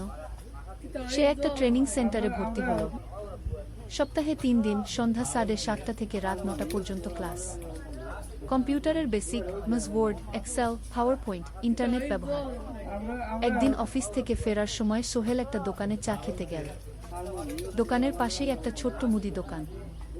সেখানে একটা মেয়ে বসে আছে। বয়স হবে 20-এর কাছাকাছি। সাদাসিধে চেহারা, সাদা শাড়ি পরা, কিন্তু চোখে এক ধরনের দৃঢ়তা। ভাইজা, এক প্যাকেট বিস্কুট দেন কি? সোহেল বলল। মেয়েটা বিস্কুট দিল। 20 টাকা। সোহেল টাকা দিয়ে যাচ্ছিল, হঠাৎ মেয়েটা বলল, আপনি নতুন এসেছেন এই এলাকায়, তাই না? হ্যাঁ। 3 মাস হলো। কিভাবে বুঝলেন? আপনার চেহারা দেখেই বোঝা যায়। এখনো গ্রামের ছোঁয়া আছে। আর আপনি প্রতিদিন এই পথ দিয়ে যান। দেখেছি কি? মেয়েটা হাসল। সোহেলও হেসে ফেল। আপনি খুব পর্যবেক্ষক মনে হচ্ছে কি? জীবনে অনেক কিছু দেখেছি, তাই মানুষকে চিনতে শিখেছি কি। আপনার নাম? মিনা। এই দোকান আমার বাবার। উনি অসুস্থ, তাই আমি দেখছি গু। সেদিন থেকে সোহেল প্রায়ই সেই দোকানে যেতে শুরু করল। মিনার সাথে গল্প করত। ধীরে ধীরে তাদের মধ্যে একটা বন্ধুত্ব তৈরি হলো। মিনাও তার জীবনের গল্প বলল। মিনার মা মারা গেছেন যখন সে মাত্র 7 বছরের। বাবা আব্দুল হামিদ একা হাতে মিনাকে বড় করেছেন। মুদি দোকান দিয়ে সংসার চালান। মিনা কলেজে পড়ে, অনার্স সেকেন্ড ইয়ার। সকালে কলেজে যায়, দুপুরে ফিরে এসে দোকান সামলায়। বাবার হার্টের সমস্যা আছে, তাই ভারী কাজ করতে পারেন না। তোমার স্বপ্ন কি? একদিন সোহেল জিজ্ঞেস করল। গ্রাজুয়েশন শেষ করে একটা ভালো চাকরি করব, তারপর বাবাকে ভালো চিকিৎসা করাব। তুমি? আমিও চাকরি করে পরিবারকে ভালোভাবে দেখভাল করতে চাই। মা আর বোনকে নিয়ে শহরে আনব একদিন গু। দুজনেই নিজেদের স্বপ্নের কথা বলতে গিয়ে বুঝল তাদের স্বপ্ন অনেকটা একই রকম। 5ম অধ্যায়, বিপদ। 6 মাস কেটে গেল। সোহেল এখন আলী সাহেবের খুব প্রিয় কর্মচারী। সে শুধু চা বিস্কুট দেওয়ার কাজই করে না, এখন কম্পিউটারেও কিছু কাজ শিখেছে। ছোটখাটো টাইপিং, ডেটা এন্ট্রি এসব করতে পারে। আলী সাহেব খুশি হয়ে তার বেতন বাড়িয়ে 8,000 টাকা করে দিয়েছেন। একদিন রাতে সোহেল অফিস থেকে ফিরছিল। সেদিন একটু দেরি হয়ে গেছে। রাত প্রায় 9টা। সাধারণত সোহেল সন্ধ্যা 7:30টায় ফিরে, কিন্তু সেদিন অফিসে একটা জরুরি কাজ ছিল। বাস থেকে নেমে সোহেল বাড়ির দিকে হাঁটছিল। হঠাৎ একটা অন্ধকার গলিতে 3 জন লোক তাকে ঘিরে ধরল। তাদের চেহারা দেখেই বোঝা যাচ্ছিল ভালো উদ্দেশ্য নিয়ে আসেনি। টাকা দে, তাড়াতাড়ি, একজন বলল। তার হাতে একটা ছুরি। সোহেল ভয় পেয়ে গেল। ভাই, আমার কাছে খুব কম টাকা আছে কি? যা আছে দে, তাড়াতাড়ি করো। সোহেল কাঁপতে কাঁপতে তার পকেট থেকে 5 টাকা বের করে দিল। এই টাকা দিয়ে সে বাজার করবে ভেবেছিল, কিন্তু ছিনতাইকারীরা সন্তুষ্ট হলো না। শুধু 5 টাকা? তোর ব্যাগে কি আছে? তারা সোহেলের ব্যাগ কেড়ে নিল। ব্যাগে ছিল তার মোবাইল, কম্পিউটার ট্রেনিং সেন্টারের সার্টিফিকেট আর কিছু গুরুত্বপূর্ণ কাগজপত্র। না ভাই, ব্যাগটা ফেরত দেন। ওতে আমার জরুরি জিনিস আছে। মোবাইল নিয়ে নেন, কিন্তু ব্যাগটা দেন গু। কিন্তু ওরা শুনল না। একজন সোহেলকে জোরে ধাক্কা দিল। সোহেল পড়ে গেল। মাথা রাস্তার কংক্রিটে ধাক্কা লেগে গেল। রক্ত বের হলো। 3 জন দৌড়ে পালিয়ে গেল। কিছুক্ষণ সোহেল অজ্ঞান হয়ে পড়ে রইল। তারপর ধীরে ধীরে জ্ঞান ফিরল। মাথায় প্রচণ্ড ব্যথা। সে উঠে দাঁড়ানোর চেষ্টা করল, কিন্তু মাথা ঘুরছিল। কোনোমতে একটা দেয়াল ধরে দাঁড়াল। একজন পথচারী তাকে দেখে থামল। কি হয়েছে ভাই? ছিনতাই হয়েছে কি? এসো, আমি তোমাকে হাসপাতালে নিয়ে যাই। কিন্তু সোহেল রাজি হলো না। না, ঠিক আছে, বাড়ি যেতে পারব। সে কোনোমতে করিম মামার বাড়িতে পৌঁছাল। দরজা খুলেই সালমা আপা চিৎকার করে উঠলেন। ও আল্লাহ, কি হয়েছে? করিম মামা দৌড়ে এলেন। সোহেলকে ভেতরে নিয়ে গেলেন। তার মাথায় জল ঢেলে রক্ত পরিষ্কার করলেন। ক্ষতটা বেশ গভীর। হাসপাতালে যেতে হবে কি? করিম মামা বললেন। তারা একটা অটোরিকশা নিয়ে নিকটস্থ হাসপাতালে গেলেন। ডাক্তার সোহেলের মাথায় 3টা সেলাই দিলেন। বলল, 1 সপ্তাহ বিশ্রাম নিতে হবে। কোনো ভারী কাজ করা যাবে না। হাসপাতাল থেকে ফিরে সোহেল শুয়ে রইল। তার মনে হচ্ছিল সবকিছু শেষ হয়ে গেছে। মোবাইল চলে গেছে, গুরুত্বপূর্ণ কাগজপত্র চলে গেছে। এখন 1 সপ্তাহ অফিস করতে পারবে না। পরদিন সকালে করিম মামা আলী সাহেবকে ফোন করে সব জানালেন। আলী সাহেব বললেন, ঠিক আছে, সোহেল ভালো হয়ে এলে আসবে, চিন্তার কিছু নেই। মিনা যখন এই খবর শুনল, সে সন্ধ্যায় সোহেলকে দেখতে এলো করিম মামার বাড়িতে। সাথে এনেছিল কিছু ফল। কি হয়েছিল? মিনা চিন্তিত গলায় জিজ্ঞেস করল। সোহেল সব বলল। মিনা রেগে গেল। এই শহরে এখন অনেক অপরাধ বেড়ে গেছে, পুলিশ কিছু করে না। তুমি পুলিশে রিপোর্ট করেছ? না, লাভ নেই। তবুও করা উচিত। তোমার মোবাইলটা হয়তো খুঁজে পাওয়া যাবে কি? করিম মামা সোহেলকে নিয়ে পুলিশ স্টেশনে গেলেন, জেনারেল ডায়েরি করলেন। কিন্তু পুলিশ খুব একটা আশা দিল না। দেখি কিছু করা যায় কিনা। সোহেল বুঝল মোবাইল আর ফিরবে না। সেই 1 সপ্তাহ সোহেলের জীবনের সবচেয়ে কঠিন সময় ছিল। সে শুধু শারীরিকভাবেই ক্ষতিগ্রস্ত হয়নি, মানসিকভাবেও ভেঙে পড়েছিল। প্রতি রাতে দুঃস্বপ্ন দেখত। সেই 3 জন ছিনতাইকারীর মুখ ভুলতে পারছিল না। মিনা প্রায় প্রতিদিন আসত, তাকে সাহস দিত। তুমি হাল ছেড়ো না সোহেল, জীবনে এরকম খারাপ সময় আসে, কিন্তু এটা কাটিয়ে ওঠাই হলো আসল বীরত্ব। সোহেলের মা গ্রাম থেকে ফোন করতেন, করিম মামার মোবাইল থেকে। তুই ভালো আছিস তো? সোহেল মাকে সব সত্যি বলেনি, শুধু বলেছে, হ্যাঁ মা, ভালো আছি, একটু জ্বর হয়েছিল, এখন ভালো। 1 সপ্তাহ পর সোহেল আবার অফিসে গেল। আলী সাহেব তাকে দেখে খুশি হলেন। কেমন আছো? ভালো আছি স্যার। ঠিক আছে, তবে প্রথম কয়েকদিন হালকা কাজ করবে। সোহেল আবার কাজে মন দিল। কিন্তু একটা জিনিস তাকে খুব কষ্ট দিচ্ছিল, তার মোবাইল নেই। মায়ের সাথে কথা বলতে পারছে না নিয়মিত। করিম মামার মোবাইল চাইতে সংকোচ লাগে। একদিন জাহিদ ভাই তাকে ডাকলেন। সোহেল, আমার একটা পুরনো মোবাইল আছে, তুমি ব্যবহার করো?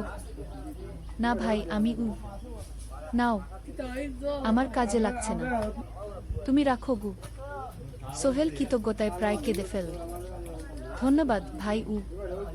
মোবাইল পেয়ে সোহেল প্রথমেই মাকে ফোন করল। মা খুব খুশি হলেন। এতদিন ফোন করিসনি কেন? মা, মোবাইলটা নষ্ট হয়ে গিয়েছিল, নতুন নিয়েছি। মায়ের গলায় স্বস্তি ফুটে উঠল। 6ষ্ঠ অধ্যায়, নতুন সুযোগ। আরো 3 মাস কেটে গেল।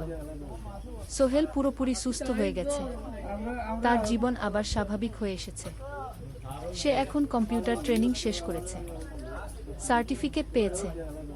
কিন্তু একটা ঘটনা তার জীবনে বড় পরিবর্তন নিয়ে এলো। একদিন সকালে আলী সাহেব তাকে ডাকলেন। সোহেল বসো। সোহেল বসল। মনে একটু ভয় লাগছিল। আলী সাহেব কি তাকে বকবেন? সোহেল, তুমি তো এখন কম্পিউটার চালাতে পারো? জি স্যার, একটু একটু শিখেছি। ভালো, আমি তোমার কাজ দেখছি, তুমি খুব পরিশ্রমী। আর সৎ।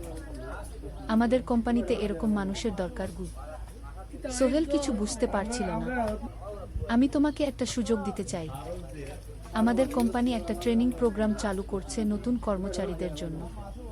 6 মাসের কোর্স। কম্পিউটার, অ্যাকাউন্টিং, ভবন নির্মাণের হিসাব নিকাশ, প্রজেক্ট ম্যানেজমেন্ট সব শিখবে। কোম্পানি সব খরচ দেবে। ট্রেনিংয়ের সময় তোমার বেতনও চলবে। রাজি আছো? সোহেল বিশ্বাস করতে পারছিল না। স্যার, সত্যি আমাকে এত বড় সুযোগ দিচ্ছেন? হ্যাঁ, তুমি ভালো ছেলে, পরিশ্রমী। আমি তোমাকে এগিয়ে দিতে চাই। ভবিষ্যতে তুমি এই কোম্পানির একজন গুরুত্বপূর্ণ কর্মচারী হবে। সোহেল কৃতজ্ঞতায় প্রায় কেঁদে ফেলল। ধন্যবাদ স্যার, আমি কঠোর পরিশ্রম করব। আমি জানি। সেদিন সন্ধ্যায় সোহেল মিনার দোকানে গেল। মিনাকে খবরটা দিল। মিনা খুব খুশি হলো। তার চোখে জল এসে গেল। তুমি পারবে সোহেল, আমি জানি। সোহেল তার মা আর বোনকেও ফোন করে খবরটা দিল। মা কাঁদতে লাগলেন। তোর বাবা বেঁচে থাকলে কত খুশি হতো। ট্রেনিং শুরু হলো পরের মাস থেকে। প্রতিদিন সকালে 3 ঘন্টা ক্লাস, তারপর বাকি সময় অফিসের কাজ। ক্লাসে 5 জন নতুন কর্মচারী, সবাই তরুণ, উৎসাহী। শিক্ষক ছিলেন একজন অভিজ্ঞ ইঞ্জিনিয়ার, নাম রহিম স্যার। তিনি খুব ভালোভাবে সব কিছু বুঝাতেন। কম্পিউটার, অ্যাকাউন্টিং, এক্সেলের জটিল ক্যালকুলেশন, প্রজেক্টের বাজেট তৈরি, সময় ব্যবস্থাপনা, সব। সোহেল পুরো মনোযোগ দিয়ে শিখতে লাগল। সন্ধ্যায় বাড়ি ফিরে প্র্যাকটিস করত। করিম মামার ছেলের কাছ থেকে একটা ল্যাপটপ ধার নিত কখনো কখনো। 6 মাস পরে ট্রেনিং শেষ হলো, সবাই সার্টিফিকেট পেল। আলী সাহেব একটা অনুষ্ঠান করলেন। সোহেল সেরা পারফর্মার হিসেবে একটা বিশেষ পুরস্কার পেল, 5,000 টাকা বোনাস। আলী সাহেব ঘোষণা করলেন, সোহেল, আজ থেকে তুমি আমাদের জুনিয়র অ্যাকাউন্ট অ্যাসিস্ট্যান্ট। তোমার বেতন 15,000 টাকা। সোহেল অবাক হয়ে গেল। 8,000 থেকে 15,000, প্রায় দ্বিগুণ। সেদিন রাতে সোহেল ঘুমাতেই পারে না। খুশিতে, উত্তেজনায় তার চোখে ঘুম নেই। সে ভাবল তার জীবন কিভাবে বদলে যাচ্ছে। 2 বছর আগে যে রিক্সা চালাত, আজ সে একটা নামকরা কোম্পানির অ্যাকাউন্ট অ্যাসিস্ট্যান্ট। 7ম অধ্যায়, প্রেম ও প্রস্তাব। 1.5 বছর হয়ে গেল সোহেলের চট্টগ্রাম আসার। সে এখন একজন সফল যুবক। তার মা গ্রামে খুব খুশি। প্রতি মাসে সোহেল 10,000 টাকা পাঠায়। ছোট বোন ঋতু এখন কলেজে ভর্তি হয়েছে সোহেলের পাঠানো টাকায়। মায়ের চিকিৎসাও ভালোভাবে হচ্ছে। মিনার সাথে সোহেলের সম্পর্ক এখন আর শুধু বন্ধুত্ব নয়, দুজন দুজনকে ভালোবাসে। কিন্তু কেউ কাউকে সরাসরি বলার সাহস পায়নি। প্রতিদিন দেখা হয়, গল্প হয়, কিন্তু সেই একটা কথা বলা হয়ে ওঠে না। একদিন শুক্রবার ছুটির দিন। সোহেল মিনাকে বলল, আজ কি একটু ঘুরতে যাবে? কোথায়? পতেঙ্গা বিচ। তুমি কি কখনো গেছো? না, কিন্তু আমার দোকান। শুক্রবার, তোমার বাবা সামলাবে। মিনা রাজি হয়ে গেল। দুপুরে দুজনে বাস নিয়ে পতেঙ্গা গেল। সমুদ্র দেখে মিনা অবাক হয়ে গেল। কি সুন্দর!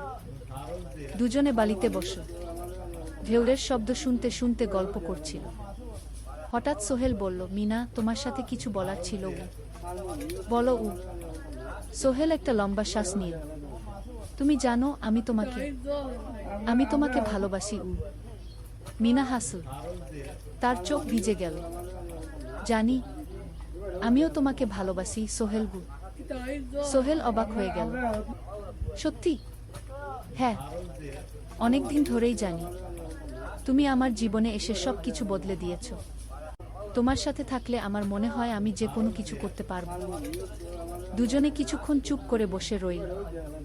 সমুদ্রের ঢেউ এসে পায়ে লাগছিল। সূর্য পশ্চিমে ঢলে পড়ছে। আকাশ লাল কুমলা হয়ে গেছে। কিন্তু আমার বাবার সাথে কথা বলতে হবে, কি মিনা বলল। আমি তৈরি, যখন বলবে তখন বলবো।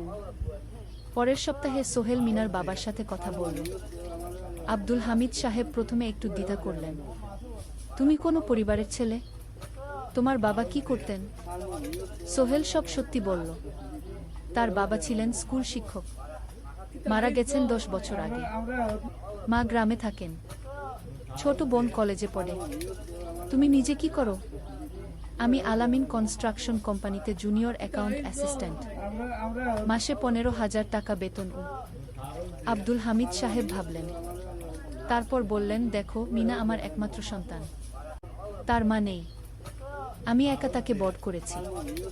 আমি চাই মিনা একজন ভালো ছেলের সাথে বিয়ে হোক। তুমি দেখতে ভালো ছেলে মনে হচ্ছে, কিন্তু আমাকে তোমার মায়ের সাথে দেখা করতে হবে।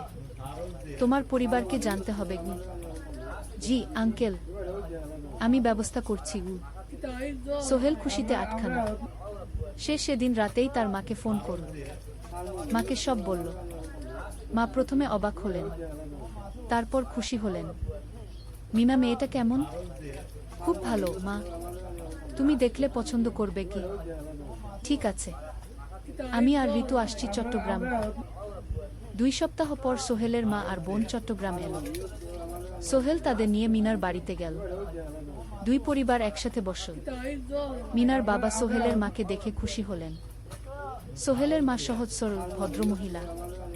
আপনার ছেলে খুব ভালো, মিনা তাকে পছন্দ করে। আমিও রাজি গো, আব্দুল হামিদ সাহেব বললেন। আমার সোহেল সৎ ছেলে, মিনাকে খুব ভালোবাসে।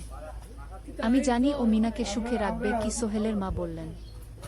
বিয়ের তারিখ ঠিক হলো 3 মাস পর। এই 3 মাসে সোহেল যথেষ্ট টাকা জমাবে। বিয়ে হবে সাদামাটা কিন্তু সুন্দর। 8ম অধ্যায়, নতুন পথ। 3 মাস কেটে গেল দ্রুত। সোহেল প্রতিদিন কঠোর পরিশ্রম করছিল। অফিসে তার কাজের প্রশংসা হচ্ছে। আলী সাহেব তাকে এখন ছোটখাটো প্রজেক্টের হিসাব দেখতে দিচ্ছেন।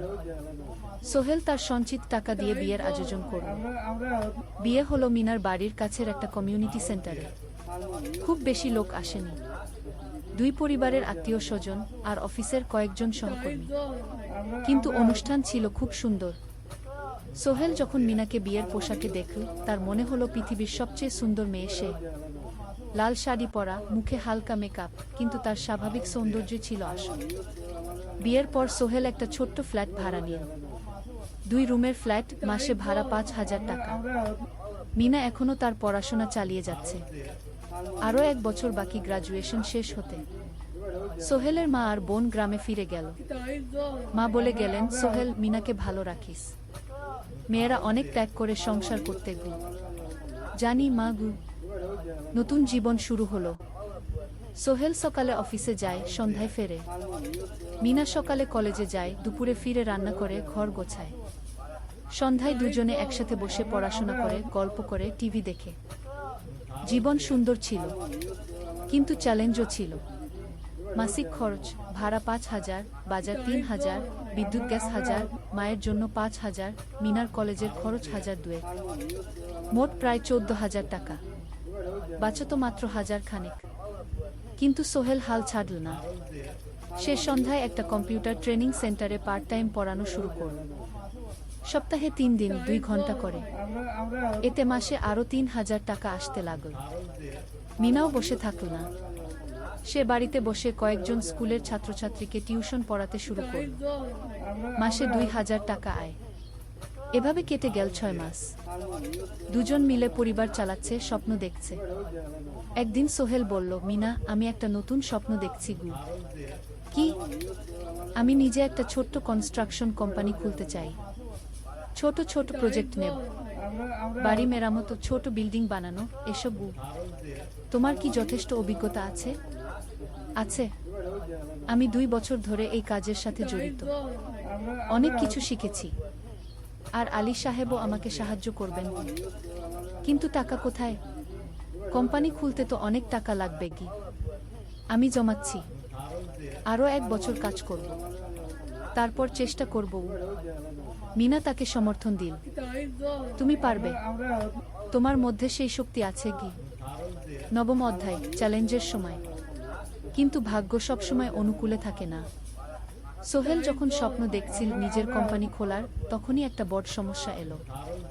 আলী সাহেবের কোম্পানি একটা বড় প্রজেক্ট পেয়েছিল, একটা 10তলা বিল্ডিং বানানোর কাজ। কিন্তু প্রজেক্টের প্রধান ইনভেস্টর হঠাৎ পালিয়ে গেল। তিনি কোম্পানির কাছ থেকে প্রায় 50 লাখ টাকা নিয়ে গেছেন, কিন্তু কাজ শেষ হয়নি। কোম্পানি বড় ক্ষতির মুখে পড়ল। আলী সাহেব অনেক কর্মচারীকে ছাঁটাই করতে বাধ্য হলেন। প্রায় 10 জনকে চাকরি থেকে বাদ দিলেন। বাকিদের বেতন কমাতে হলো।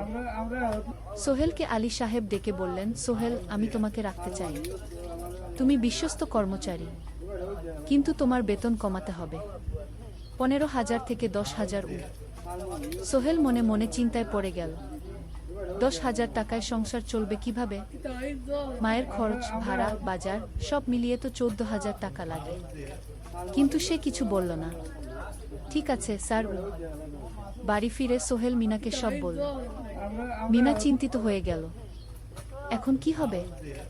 চিন্তা করো না, আমি পার্ট টাইম টিউশনির সময় বাড়াবো। আর তুমিও বেশি করে টিউশন নাও গো। কিন্তু আমার তো পড়াশোনাও আছে গি। জানি, কিন্তু এখন এটাই করতে হবে গু। সোহেল সন্ধ্যায় আরও 2টো জায়গায় পার্ট টাইম কাজ খুঁজল। একটা দোকানের সন্ধ্যায় হিসাব দেখার কাজ পেল, মাসে 2,000 টাকা। আরেকটা জায়গায় সপ্তাহান্তে কম্পিউটার রিপেয়ারের কাজ পেল, মাসে 1,500 টাকা। মিনাও 3 জন নতুন স্টুডেন্ট নিল টিউশনে। তার আয় বাড়ল 2,000 থেকে 3,500-এ। কঠিন সময় ছিল, সোহেল সকাল 8টায় অফিসে যেত, সন্ধ্যা 6টায় ফিরত। তারপর একটু বিশ্রাম নিয়ে 7:30টায় বের হতো পার্ট টাইম কাজে। রাত 10টায় বাড়ি ফিরত। রবি সোমবার কম্পিউটার রিপেয়ারের কাজ। মিনাও সকালে কলেজে যেত, দুপুরে ফিরে রান্না করত, তারপর বিকেলে টিউশন পড়া। রাতে খাওয়া দাওয়ার পর পড়াশোনা করত। দুজনেরই শরীর খারাপ হতে শুরু করল। সোহেল একদিন অফিসে অজ্ঞান হয়ে পড়ে গেল। ডাক্তার দেখাতে নিয়ে গেল। ডাক্তার বলল অতিরিক্ত পরিশ্রম, শরীরে পুষ্টির অভাব, ঠিকমতো খাচ্ছেন না মনে হচ্ছে ঘি। সত্যি কথা, খরচ বাঁচাতে সোহেল আর মিনা অনেক সময় কম খেত। মাংস মাছ কিনত সপ্তাহে একদিন, বাকি সময় শাকসবজি ডাল। মিনা সোহেলকে বলল, আর নয় সোহেল, তুমি এভাবে নিজেকে শেষ করে ফেলছ। আমার পড়াশোনা বন্ধ করে দিই, আমি ফুল টাইম চাকরি করি কি। না, সোহেল জোর দিয়ে বলল, তোমার পড়াশোনা বন্ধ হবে না, আরও মাত্র 6 মাস বাকি, তুমি গ্রাজুয়েট হবেই গো। কিন্তু তুমি আমি ঠিক হয়ে যাব, চিন্তা করো না গে। কিন্তু পরিস্থিতি আরও খারাপ হলো যখন সোহেলের মায়ের অসুখ হলো, হার্টের সমস্যা। হাসপাতালে ভর্তি করতে হলো, খরচ 50,000 টাকা। সোহেলের হাতে এত টাকা কোথায়? সে করিম মামার কাছে ধার চায়। করিম মামা 20,000 টাকা দিলেন, বাকি 30,000 টাকা সোহেল একটা এনজিও থেকে ঋণ নিল। সুদের হার মাসে 2%। মায়ের চিকিৎসা হলো, তিনি সুস্থ হয়ে গেলেন। কিন্তু সোহেল এখন ঋণের বোঝায় পড়ে গেল। প্রতি মাসে 3,000 টাকা করে কিস্তি দিতে হবে। সেই রাতে সোহেল আর মিনা বিছানায় শুয়ে কথা বলছিল। সোহেল বলল, মিনা, আমি মনে হয় ভুল করেছি, শহরে এসে বিয়ে করে তোমাকে কষ্টে ফেলেছি। মিনা তার হাত ধরল। না সোহেল, তুমি ভুল করনি। জীবনে এরকম খারাপ সময় আসে, কিন্তু এটা কাটিয়ে ওঠাই হলো আসল শক্তি। আমরা একসাথে আছি, একসাথে থাকব, সবকিছু ঠিক হয়ে যাবে। মিনার কথায় সোহেল একটু সাহস পেল। হ্যাঁ, হাল ছাড়া যাবে না। 10ম অধ্যায়, আলোর দিকে। 3 মাস পরে পরিস্থিতি একটু ভালো হতে শুরু করল। আলী সাহেবের কোম্পানি একটা নতুন প্রজেক্ট পেল, একটা স্কুল বিল্ডিং বানানোর কাজ। কোম্পানি আবার স্থিতিশীল হতে শুরু করল। আলী সাহেব সোহেলকে ডেকে বললেন, সোহেল, আমি তোমার কঠোর পরিশ্রম দেখেছি। খারাপ সময়েও তুমি কোম্পানি ছেড়ে যাওনি, আমি কৃতজ্ঞ। আজ থেকে তোমার বেতন আবার 15,000 টাকা। সোহেল খুশি হয়ে গেল। ধন্যবাদ স্যার। মিনাও গ্রাজুয়েশন শেষ করল, ভালো ফলাফল করল। সে এখন চাকরি খুঁজছে। একদিন মিনা একটা প্রাইভেট স্কুলে শিক্ষিকার ইন্টারভিউ দিতে গেল। ইন্টারভিউ ভালো হলো, তাকে নিয়োগ দেওয়া হলো। বেতন 12,000 টাকা। সেদিন সন্ধ্যায় দুজনে মিলে একটা ছোট্ট পার্টি করল। একটা বিরিয়ানি কিনো, কোমল পানীয় কিনো, দুজনে মিলে খেল। আমরা পেরেছি, সোহেল মিনা বলল। হ্যাঁ, আমরা পেরেছি গু। এখন দুজনের মিলিয়ে আয় 27,000 টাকা। খরচ চালানোর পর প্রায় 10,000 টাকা বাঁচে। সোহেল এই টাকা দিয়ে লোন শোধ করতে শুরু করল। পার্ট টাইম কাজগুলো ছেড়ে দিল, শরীরের যত্ন নেওয়া শুরু করল। আরও 6 মাস পরে সোহেলের কাছে একটা বড় সুযোগ এলো। আলী সাহেব একদিন তাকে ডাকলেন। সোহেল, তুমি কি নিজের ব্যবসা করতে চাও? স্যার, আমি তোমাকে একটা ছোট্ট প্রজেক্ট দিতে চাই, একটা 3 তলা বিল্ডিংয়ের কনস্ট্রাকশন। তুমি ম্যানেজ করবে, আমি শুধু সুপারভাইজ করব। লাভের 50% তোমার। সোহেল ভাবল, এটা একটা বড় সুযোগ, কিন্তু ঝুঁকিও আছে। যদি কাজটা ভালোভাবে না হয়? স্যার, আমি চেষ্টা করব, কিন্তু যদি ভুল হয়? ভুল হবে না, আমি তোমার উপর বিশ্বাস রাখছি, তুমি পারবে গু। সোহেল রাজি হয়ে গেল। এই প্রজেক্ট তার জীবনের টার্নিং পয়েন্ট হতে পারে। 11 অধ্যায়, স্বপ্ন পূরণের পথে। পরের 6 মাস সোহেল খুব কঠোর পরিশ্রম করল। প্রজেক্টটা ম্যানেজ করা সহজ ছিল না। শ্রমিক নিয়োগ, ম্যাটেরিয়াল কেনা, কাজের তদারকি, সময়মতো কাজ শেষ করা, সব দায়িত্ব তার। প্রথম 2 মাস খুব চাপের মধ্যে গেল। একদিন একজন শ্রমিক কাজ করতে গিয়ে আহত হলো। সোহেল তাকে হাসপাতালে নিয়ে গেল, তার চিকিৎসার খরচ দিল। এতে প্রজেক্টের বাজেট একটু বাড়ল, কিন্তু সোহেল জানত এটা করা দরকার। আরেকদিন ভুল ম্যাটেরিয়াল ডেলিভারি হলো। সোহেল সেগুলো ফেরত পাঠাল, সঠিক জিনিস আনাল। এতে 3 দিন দেরি হলো, কিন্তু কাজের মান ঠিক রইল। মিনা তাকে সবসময় সাপোর্ট করছিল। সে এখন চাকরিতে স্থিতিশীল। স্কুলের বাচ্চারা তাকে পছন্দ করে। প্রিন্সিপাল তার কাজে খুশি। প্রজেক্ট শেষ হলো 6 মাসে, সময়মতো, বাজেটের মধ্যে। বিল্ডিংয়ের মালিক খুব খুশি হলেন। তিনি আলী সাহেবকে ধন্যবাদ দিলেন। আলী সাহেব বললেন, ধন্যবাদ আমাকে না, এই ছেলেকে দিন। সোহেল পুরো প্রজেক্ট ম্যানেজ করেছে। প্রজেক্ট থেকে মোট লাভ হলো 3 লাখ টাকা। সোহেল পেল 1.5 লাখ টাকা। তার জীবনে এত টাকা এই প্রথম। সে করিম মামার ঋণ শোধ করল, এনজিওর বাকি ঋণ শোধ করল। তারপর তার মাকে 50,000 টাকা পাঠাল। মা দিয়ে গ্রামের বাড়িটা একটু মেরামত করাল, বোন ঋতুর জন্য একটা ল্যাপটপ কিনল। বাকি টাকা দিয়ে সোহেল একটা ব্যাংক অ্যাকাউন্টে জমা রাখল ভবিষ্যতের জন্য। আলী সাহেব সোহেলকে আরও 2টো প্রজেক্ট দিলেন, এবার একটু বড়। সোহেল আত্মবিশ্বাসের সাথে সেগুলোও শেষ করল। 2 বছর পরে সোহেল সিদ্ধান্ত নিল, এবার নিজের কোম্পানি খোলার সময় এসেছে। দ্বাদশ অধ্যায়, নতুন শুরু। সোহেল তার সব জমানো টাকা দিয়ে একটা ছোট্ট অফিস ভাড়া নিল। 2 রুমের অফিস। একটা রুমে কাজের জায়গা, আরেকটায় ছোট্ট মিটিং রুম। অফিসের সামনে একটা বোর্ড লাগাল, Sohel construction and development. Mina তাকে সাহায্য করছিল। সে অফিসের অ্যাকাউন্টস দেখত সন্ধ্যায় স্কুল থেকে ফিরে। দুজন মিলে একটা টিম। প্রথমে ছোট ছোট কাজ নিল, বাড়ি মেরামত, দোকান সংস্কার, ছোট বিল্ডিং কনস্ট্রাকশন। কাজের মান ভালো রাখার চেষ্টা করল, সময়মতো শেষ করল, দাম ন্যায্য রাখল। ধীরে ধীরে সোহেলের সুনাম ছড়িয়ে পড়ল। মানুষ তাকে বিশ্বাস করত। তার কাছে নতুন নতুন কাজ আসতে লাগল। প্রথম বছর খুব কষ্ট হলো, কখনো লাভ হতো, কখনো লস। কিন্তু সোহেল থেমে থাকল না। সে শিখতে লাগল ব্যবসা কিভাবে চালাতে হয়। দ্বিতীয় বছরে পরিস্থিতি ভালো হলো। সোহেল এখন 3 জন স্থায়ী কর্মচারী নিয়োগ দিল। একজন ইঞ্জিনিয়ার, একজন সুপারভাইজার, একজন অফিস সহায়ক। তৃতীয় বছরে একটা বড় প্রজেক্ট পেল, একটা স্কুল বিল্ডিং বানানোর কাজ। 5 তলা বিল্ডিং। সোহেল পুরো মনোযোগ দিয়ে কাজটা করল। শ্রমিকদের ভালো বেতন দিল, ভালো ম্যাটেরিয়াল ব্যবহার করল, সময়মতো কাজ শেষ করল। স্কুল কর্তৃপক্ষ খুব খুশি হলো। তারা সোহেলের কাজের প্রশংসা করল। এই প্রজেক্ট থেকে সোহেল প্রায় 5 লাখ টাকা লাভ করল। এই টাকা দিয়ে সে আরও ভালো একটা অফিস নিল, আরও কর্মচারী নিয়োগ দিল। এখন তার কোম্পানিতে 10 জন স্থায়ী কর্মচারী। প্রজেক্ট অনুযায়ী আরও শ্রমিক নিয়োগ দেওয়া হয়। ত্রয়োদশ অধ্যায়, পরিবার। এদিকে সোহেল আর মিনার সংসারেও খুশির খবর এলো। মিনা গর্ভবতী। 9 মাস পর তাদের একটা মেয়ে হলো। নাম রাখো সারা। সারা যখন জন্মাল, সোহেলের মা আর বোন চট্টগ্রামে এলো। মা 1 মাস থেকে গেলেন। মিনাকে সাহায্য করলেন। সোহেল এখন একটা বড় ফ্ল্যাট ভাড়া নিয়েছে। 3 রুমের ফ্ল্যাট। একটা রুমে সোহেল, মিনা, একটায় সারা, আরেকটায় অতিথি রুম। মায়ের জন্য সোহেল সিদ্ধান্ত নিল তাকে চট্টগ্রামে নিয়ে আসবে। গ্রামে একা থাকা ঠিক না। কিন্তু মা রাজি হলেন না। না বাবা, আমি গ্রামেই থাকব। এখানে আমার পরিচিত মানুষ আছে। তোর বোনকে নিয়ে যা। ও ঢাকায় পড়ছে, চট্টগ্রামে এনে ভালো কোথাও ভর্তি করিয়ে দেখি। সোহেল তাই করল। ঋতুকে চট্টগ্রাম বিশ্ববিদ্যালয়ে ভর্তি করিয়ে দিল।